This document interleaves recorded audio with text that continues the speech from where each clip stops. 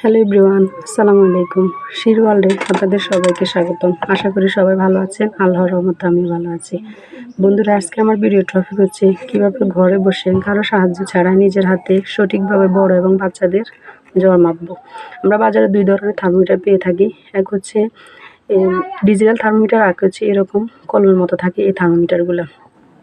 Digital thermometer, এখন আমাদের কথা হচ্ছে আমরা কোন ধরনের থার্মোমিটার দিয়ে জ্বর মাপবো, ডিজিটাল থার্মোমিটারে নাকি এই থার্মোমিটারে।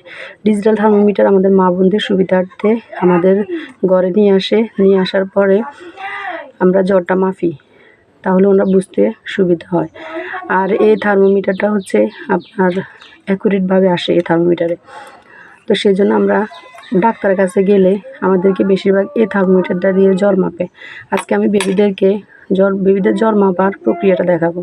প্রথমত হচ্ছে আপনি এখানে যে প্রথমে হাতটা ওয়াশ করে নেবেন। ওয়াশ করার পরে আপনি থার্মোমিটার এই জায়গাটা কটন বাড়ার বা হ্যাক্সিসল দিয়ে ভালো করে মুছে নেবেন। নেওয়ার পরে আপনি থার্মোমিটারটাকে এভাবে ধরে এটা 94 ডিগ্রির কাছে নিয়ে আসবেন।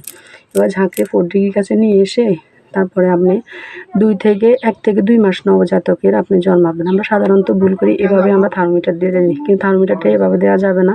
থার্মোমিটারটা দিতে হবে আপনার এভাবে করে আপনি বুগল তলে 3 মিনিট দেখবেন। 3 মিনিট দেখার পরে যেটা আসবে ওইটা আপনি নোট করে ডাক্তার কাছে নিয়ে যাবেন। কোনো প্লাস মাইনাস করা লাগবে না।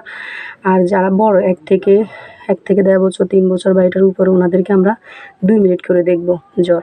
দেখার পরে আপনার কোনো প্লাস মাইনাস করা লাগবে না, যেটা আছে আপনি ওইটাই আপনার ডক্টরের কাছে নোট করে নিয়ে যেতে পারবেন।